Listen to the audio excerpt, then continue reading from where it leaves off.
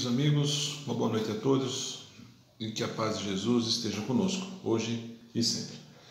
Na noite de hoje vamos fazer um pequeno e rápido estudo sobre a obra No Mundo Maior, escrita por Francisco Cândido Xavier no ano de 1947, através do espírito de André Luiz. Essa obra, que é a número 5 da coleção A Vida no Mundo Espiritual, André Luiz tem a companhia do assistente Calderaro, que se define como um prestador de serviços na crosta terrestre, atendendo a encarnados em situações de desequilíbrio, vinculados a traumas do suicídio, da loucura ou das quedas morais. Ele resume, meus amigos, o trabalho da sua equipe como uma comunidade de trabalho que se dedica especialmente à manutenção do equilíbrio. E junto com o André Luiz, eles vão passar alguns dias na crosta terrestre, né?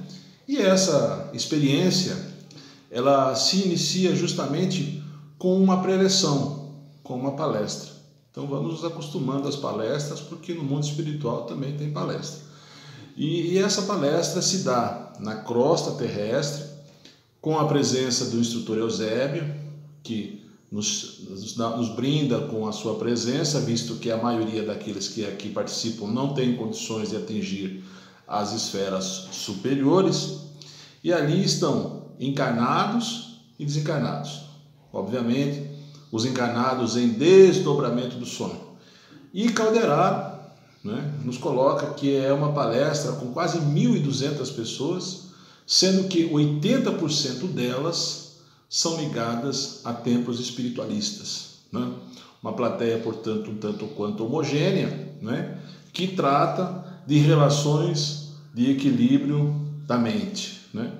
Ele nos considera também que, muito provavelmente, após retornarmos ao corpo físico, a maioria de nós não nos lembramos dessas experiências, mas em nosso subconsciente tudo isso fica registrado. Então André Luiz, ele aliado a Calderaro, ele inicia essa jornada na crosta terrestre com uma pequena reflexão em relação à sua pessoa propriamente dita. Ele se recorda, e nós também nos recordamos, da sua chegada em desequilíbrio no mundo espiritual, da forma como ele chegou, né? E hoje a condição em que ele se encontra. Ele define a sua vida no mundo espiritual como boa. Ele trabalha, estuda, tem tempos para lazer. Evidentemente que para nós, enquanto espíritas que acreditamos na vida pós-morte, né, e na vida contínua pós-morte, né, é uma definição que nos enche de satisfação. Porque ele, apesar dos erros e percalços que cometeu, conseguiu se regenerar e se encontra numa condição satisfatória, como ele próprio diz, no mundo espiritual. No entanto, ele faz uma observação a Calderaro, dizendo: a minha condição é boa, mas eu observo que muitos espíritos, após a morte física, transpassando o túmulo, eles ainda ficam apegados às questões materiais, não se desligando das coisas da terra, né? Ou seja, não conseguem atingir a sua elevação espiritual, porque embora não tenham mais o corpo físico, se apegam a bens e sentimentos, sendo assim obrigado, na maioria das vezes, a reencarnar sem passar por um processo de renovação no mundo espiritual. No entanto, ele pondera também que se esses espíritos que estão aqui enraigados às coisas da matéria não podem, de uma certa maneira, evoluir, não são eles propriamente ruins ou maus, eles estão apenas enraigados a essas coisas. Porém, reconhece que muitos de nós, muitos espíritos que desencarnam, na própria ignorância, né, passando ao mundo espiritual e permanecendo na maldade, né, permanecendo vinculados ao ódio, à vingança, à perseguição, né? E ele pergunta a Calderaro: por que esses espíritos permanecem nessa condição? E Calderaro nos alerta: André, são espíritos ainda ignorantes, não compreenderam, né, a vida como efetivamente ela é, né, e não estão em condições de evoluir. E nessa jornada que aqui eles estão passando, Calderaro convida então André Luiz. Fala: André, então eu gostaria que você me acompanhasse na minha jornada e você vai começar a entender um pouco melhor na prática, no trabalho, como é que isso funciona. E eles vão a uma casa de saúde, a um hospital, aonde eles se encontram uma situação quando o camarada está lá, internado, é um cidadão que está sendo acompanhado já há alguns dias por Calderaro, e ele descreve a situação. Esse é um companheiro que está aí preso ao seu próprio desequilíbrio. E ao lado dele, no leito da cama, um desencarnado que o acompanha há quase 20 anos. E Calderaro então orienta ao André: André, observe a situação do encarnado e do desencarnado. E ele passa então a observar, né, as características daqueles dois espíritos que ali se encontram, um encarnado, internado, e o outro desencarnado que o acompanha, e observa que o cérebro dos dois são praticamente unidos uns aos outros, são iguais propriamente. Um está vinculado ao outro. E ele resume então a história para que nós possamos entender. Aquele que estava desencarnado fora eliminado pelo outro, que era seu filho na condição anterior. Veja, ele eliminou o padrasto, na verdade, não era filho, era um enteado, né? Ele matou o padrasto por uma questão financeira, né? Ele foi acolhido por aquele cidadão, por aquele seu tutor, e quando completou 18 anos de idade, ele queria uma prestação de contas, ele queria receber o seu salário, né? E o padrasto, então, o tutor, disse a ele: olha, eu tive muitos gastos com você, né, nessa sua jornada, eu não entendo que lhe devo algo, né? No entanto, houve ali uma discussão e o filho tutelado, o enteado, né, assassinou o pai, o padrasto, né? Ele procurou, de uma certa forma, encobrir os vestígios do crime, da maneira que ele não fosse a ele atribuída a culpa daquele homicídio, né? Para que ele pudesse se livrar das justiças dos homens, né? E de fato isso aconteceu, porém eles ficaram absolutamente ligados durante todo esse tempo, né? Um por uma questão de vingança, no caso o desencarnado, né? E um pela questão do remorso, no caso o encarnado. Muito embora ele tenha progredido na vida, criado uma família, tendo filhos, tinha 5 filhos, né? Após 20 anos do decorrido do crime, ele ainda tinha aquele sentimento de culpa, aquele remorso, né? E naquela rápida observação, né, André podia notar que o um estava praticamente ligado ao outro, né, por essa condição que nós acabamos de definir. E então Calderaro, meus amigos, nessa obra que é extraordinária, eu faço o convite aqui para quem tiver a oportunidade e quiser ler, né, é um livro muito interessante, né, ele faz uma singela e pequena definição do cérebro humano, né, tanto do encarnado quanto do desencarnado. E ele diz, singelamente: André, o cérebro é como se fosse um castelo, com 3 andares. No andar inferior, ou no porão, entre aspas, nós encontramos o gânglio basal, o sistema nervoso, né? O nosso subconsciente, os movimentos instintivos, os hábitos, o nosso passado, né? Isso é na parte inferior do cérebro. Na parte intermediária, no córtex motor, né, nós encontramos o consciente. Veja, no gânglio basal, o inconsciente. Aqui nós temos o consciente, onde nós temos toda a atividade motora do corpo físico, né? Onde nós temos todas as nossas energias. E num terceiro andar, nós temos o lóbulo frontal, ou seja, o nosso superconsciente, ou seja, a parte nobre, o futuro, aquele que estamos edificando. E ele pede então para que André observe que no caso em questão, entre o Pedro e o Camilo, havia uma relação vinculada ao passado, ao subconsciente. Ou seja, eles estavam jungidos uns aos outros, um pelo sentimento de ódio e o outro pelo sentimento do remorso. Embora aquele que assassinou tivesse progredido na vida, exercitado o seu córtex motor, ou seja, trabalhado, ele não conseguiu se desvencilhar. Porque muitas vezes acontece isso, A pessoa começa a trabalhar, começa a exercer algum tipo de atividade para esquecer o passado. E aqui é um caso específico. O camarada assassinou o outro, e se dedicou integralmente a trabalhar, ganhar dinheiro, tentando esquecer aquilo que havia cometido.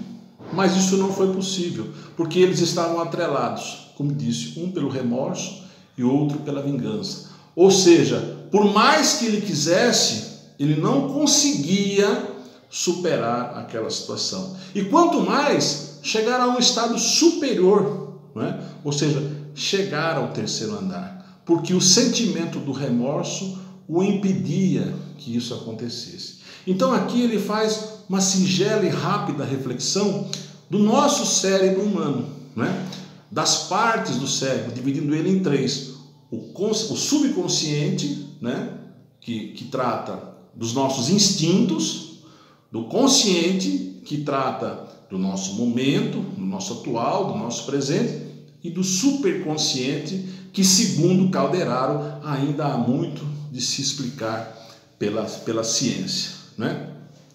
E ele faz a reflexão: é preciso que o cérebro atue em equilíbrio. Se nós ficarmos vinculados tão somente ao subconsciente, ou seja, a questões do passado, nós vamos diretamente atrair espíritos na mesma condição vibratória. Se por nosso lado nós trabalharmos só no consciente, trabalhou, ganhou dinheiro, e assim por diante, ele vai entender que ao chegar, como é o caso do nosso amigo agora, trabalhou, ganhou dinheiro, mas não conquistou a paz, porque o remorso impedia que ele acessasse as zonas superiores. Mas ele ainda faz uma outra observação, que o superconsciente também não é o ideal. Ou seja, o camarada não pode ficar só pensando, etc. Ele precisa agir. Então a importância que ele quer nos passar nesse momento é o equilíbrio. Nós temos que equilibrar o nosso passado com a experiência, o nosso presente com as nossas atitudes e o nosso futuro com a fé. Acreditar naquilo que podemos fazer. Meus amigos, é extremamente relevante essa questão de nós conseguirmos chegarmos ao equilíbrio. Porque se ficarmos presos tão somente ao nosso passado, vamos ficar no porão, não vamos conseguir acessar as zonas superiores. E todos nós, de uma maneira ou de outra, erramos, caímos, mas nós precisamos continuar a caminhada. Inclusive esse caso que nós estamos tratando do Pedro e do Camilo é um caso específico dessa situação. Porque quando eles lá se encontram naquela condição, eles percebem que um está vinculado ao outro por questões do passado, por questões do subconsciente. E aí, nesse trabalho de amparo e carinho fraternal, a que Calderaro se dedica, ele está lá para acolher aquele irmão que está numa situação de dificuldade. Ele então acaba induzindo ele ao sono, e desdobrado do corpo físico, ambos estão lá, um do lado do outro, vítima e verdugo degladiando-se. E aí André Luiz fala: mas nós não vamos intervir, não vamos fazer nada. Ele falou: André, o meu papel aqui é simplesmente primário, ou seja, eu vou trazê-los a essa situação. E convida, então, a presença da irmã Cipriana, que é a quem vai tratar desse assunto, não pela fala, mas pelo amor, né? E Cipriana comparece àquela cena, chamada então por Calderaro, para atender aqueles dois irmãos, um encarnado e outro desencarnado, em situações de desequilíbrio. Quando Cipriana aparece, né, e ela então põe a mão justamente no campo visual dos dois, né, o primeiro, aquele que estava internado, vê uma luz muito forte e diante daquela luminosidade acredita ser aquela Maria, mãe de Jesus, cai de joelhos e diz: Maria, me perdoa, eu matei uma pessoa. E ela diz: eu sei, meu filho, eu sei, né? E ele então se arrepende de joelhos e vai até Maria, porque o primeiro passo para a nossa transformação é o arrependimento. Se não houver o arrependimento, não se inicia o processo reparatório. O camarada continua naquela situação, né? E ele, muito embora tivesse trabalhado, constituído família, não conseguiu, né, se livrar da questão do remorso, não falava com ninguém, porque aquilo estava vinculado a uma questão de culpa. E ele pede perdão e se arrepende. O outro, no entanto, na condição de algoz, quer vingança. Ele não aceita aquela situação. Ele diz: não, peraí, eu criei o cidadão aí, né? Eu dei lar, eu dei comida e ele me eliminou o corpo físico. De fato, ele só eliminou o corpo físico, porque o espírito permaneceu, né? Mas ainda assim, ele não havia superado aquela situação e estava lá no processo de cobrança do outro cidadão. Então, a irmã Cipriana pede para que todos aqueles envolvidos, inclusive André e Calderaro, que vão até a casa do irmão que está encarnado. E quando eles chegam lá, né, eles percebem aquela casa, aquela família, são 5 filhos, né? E Cipriana diz para o algoz: olha, essa é a casa do camarada aí, tá certo? Ele errou, ele não soube valorizar a providência divina que lhe trouxe como pai ou como padrasto, né? E o eliminou. No entanto, ele constituiu uma família, ele trabalhou, ele está dando um lar para 5 filhinhos durante esses 20 anos. E você? O que é que você está fazendo durante esses 20 anos? Só perseguindo o outro, não é? Por que você não sai dessa condição de vítima de si mesmo e procura uma situação melhor, né? E diante daquele exemplo de vida, ele é acolhido, né? Então, meus amigos, Calderaro nos dá um exemplo aqui, né? Porque nós, de fato, erramos, porque somos humanos, estamos num processo evolutivo, não é? Mas nós não podemos ficar presos aos erros do passado.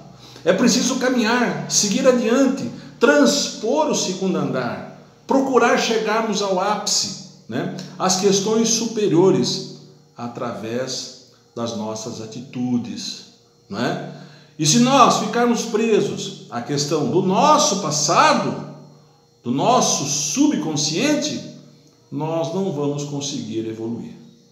Então, o que Calderaro quer nos trazer nessa breve historinha, são 5 capítulos só, né, desse início de obra, mas o livro tem 20 capítulos, e eu faço aqui o convite porque em todos esses capítulos do livro, ele faz um estudo sobre a nossa casa mental e a importância do equilíbrio do nosso pensamento.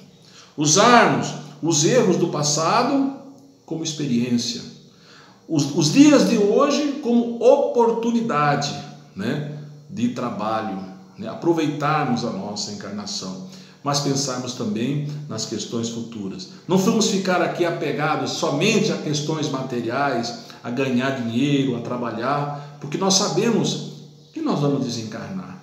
E o que nós estamos aqui é tendo apenas um empréstimo desses bens materiais. A vida, de fato, é a do mundo espiritual. Porque se nós não compreendermos essa situação, nós vamos ficar como esses dois irmãos aí, presos um ao outro por uma questão de ódio ou de remorso, né? E nesse caso específico, mais uma vez, a intervenção do amor foi que salvou tanto a um quanto ao outro.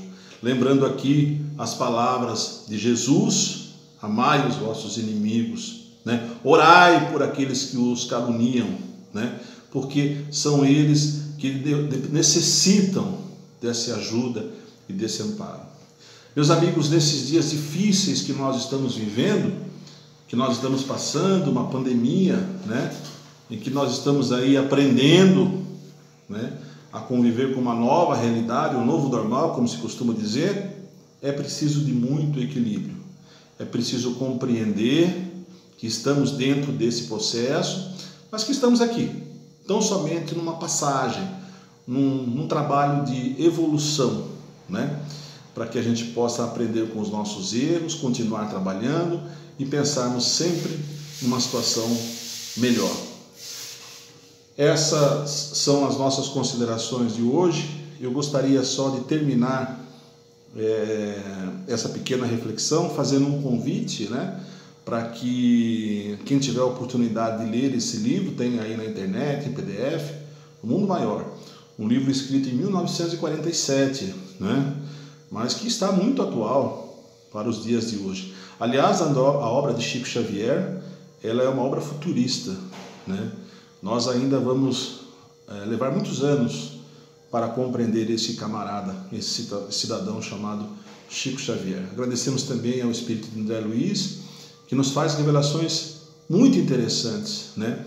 Essa questão do cérebro, para que nós possamos entender. E ele faz uma observação muito pertinente também da importância do nosso corpo perispiritual, porque o corpo físico padece, mas o corpo perispiritual, ele permanece. Tudo aquilo que fazemos aqui, levamos para o nosso mundo espiritual. A importância do equilíbrio, meus amigos. Eu gostaria então de terminar com um pequeno trecho da prece que Eusébio fez naquela preleção, quando ele diz: acorda-nos, Senhor, para a luz das oportunidades presentes, para que os atritos da luta não as inutilizem. Guia-nos aos pés para o supremo bem. Reveste-nos o coração com a tua serenidade paternal, robustecendo-nos na resistência. Poderoso Senhor, ampara-nos na fragilidade, corrige-nos nos erros, esclarece-nos na ignorância, acolhe-nos em teu amoroso regaço. Cumpra-se, Pai amado, os teus desígnios soberanos, agora e sempre. Assim seja. Muito obrigado.